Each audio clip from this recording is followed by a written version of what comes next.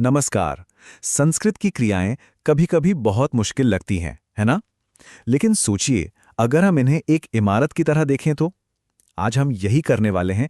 हम संस्कृत क्रियाओं की बनावट, उसकी वास्तुकला को समझने की कोशिश करेंगे कि कैसे बस कुछ सरल हिस्सों को जोड़कर बड़ी-बड़ी संरचनाएं बन जाती हैं। तो चलिए इस ब्लूप्रिंट को खोलकर देखते हैं। तो सबसे बड़ा सवाल यही है कि आखिर संस्कृत एक ही रूट वर्ड, एक ही मूल शब्द से इतनी सारी अलग-अलग क्रियाएं कैसे बना लेती है? भाई ये कोई जादू तो है नहीं, बल्कि ये एक बहुत ही लॉजिकल, एक बहुत ही खूबसूरत सिस्टम है। और आज हम इसी सिस्टम की एक-एक परत को खोलकर देखेंगे। तो देखिए, जैसे कोई भी इमारत होती है, उसकी शुरुआत हमेशा उसकी नींव से होती है। ठीक वैसे ही संस्कृत की क्रियाओं के भी दो सबसे बुनियादी, सबसे फाउंडेशनल एलिमेंट्स हैं, और यही हर क्रिया का आधार हैं। और इसमें सबसे पहली चीज है धातु। धातु यानी वर्ब रूट। ये समझ लीजिए कि ये क्रिया का वो कोर है, वो बीज है, जिसमें एक्शन का असली मतलब छिपा हुआ है। जैसे पट का मतलब हुआ पढ़ना, गम का मतलब हुआ जाना। तो ये हमारी इमारत की वो पहली ईंट है, जो अपनी जगह से कभी नहीं हिलती, कभी नहीं बदलती। और जानते हैं सबसे मजेदार बात क्या है? संस्कृत में ऐसी करीब करीब 2000 धातुएं हैं। 2000। जरा सोचकर देखिए, इन 2000 बुनियादी ईंटों से भाषा की कितनी बड़ी, कितनी शानदार इमारत खड़ी की जा सकती है। अच्छा, अब ईंटें तो हमारे पास आ गईं, लेकिन उन्हें जोड़ने के लिए सीमेंट या मसाले की भी तो जरूरत पड़ेगी, है ना? बस संस्कृत में ये काम करता है लकार। लकार ही है जो हमें बताता है कि वो एक्शन, वो क्रिया आखिर हो कब रही है, प्रेजेंट में, पास्ट में या फ्यूचर में, या फिर वो कोई कमांड है या कोई पॉसिबिलिटी। तो चलिए फिर देर किस बात की, अपनी पहली दीवार बनाते हैं। हम अपनी बुनियादी ईंट यानी पठ धातु को लेंगे और उस पे प्रेजेंट टेंस का मसाला यानी लट लकार लगाकर देखेंगे कि कैसे एक पूरी क्रिया की संरचना तैयार होती है। जरा इस टेबल पर नजर डालिए। यहाँ 3 पुरुष हैं। प्रथम पुरुष मतलब थर्ड पर्सन, वो या वे। मध्यम पुरुष मतलब सेकंड पर्सन, तुम। और उत्तम पुरुष यानी फर्स्ट पर्सन, मैं या हम। इससे पता चलता है कि काम कर कौन रहा है। और फिर हैं 3 वचन। एक के लिए एक वचन, बहुत सारों के लिए बहुवचन, और संस्कृत की एक बहुत खास बात, 2 लोगों के लिए द्विवचन। ये दिखाता है कि भाषा कितनी प्रिसाइज हो सकती है।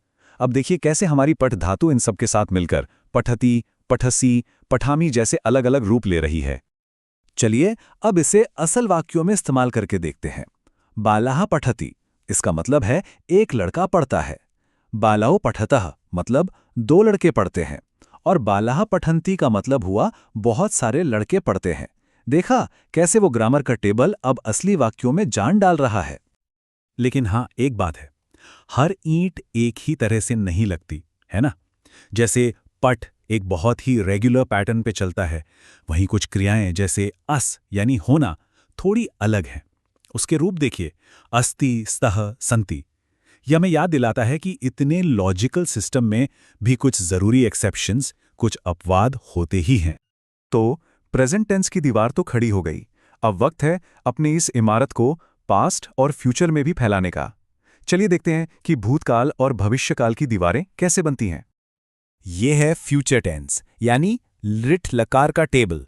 जरा ध्यान से देखिए, क्या इसमें और प्रेजेंट टेंस वाले टेबल में कुछ मिलता जुलता लग रहा है? एंडिंग्स तो लगभग वैसी ही हैं, बस एक एक्स्ट्रा आवाज, एक एक्स्ट्रा साउंड इसमें जुड़ गया है। और वो आवाज है श की।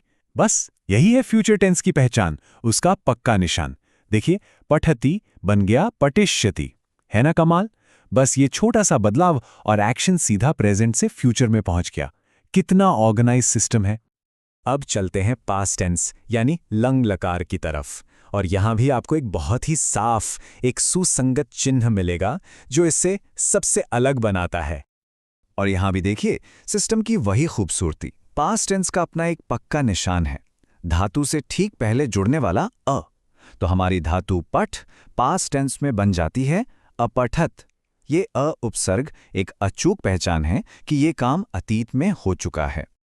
तो अब हमारी इमारत का ढांचा तो तैयार है, दीवारें खड़ी हो गई हैं, लेकिन अब बारी है इसमें खिड़की दरवाजे लगाने की। मतलब अब हम सिर्फ टाइम की बात नहीं करेंगे, बल्कि इरादे यानी इंटेंशन और पॉसिबिलिटी की बात करेंगे। इन्हें कहते हैं मूड्स। जैसे ये एक शब्द पठ, इसका सीधा सा मतलब है पढ़ो। ये एक कमांड है। और बस यहीं से हमारी पहचान होती है इम्पेरेटिव मूड से, जिसका इस्तेमाल ऑर्डर्स या रिक्वेस्ट्स के लिए होता है।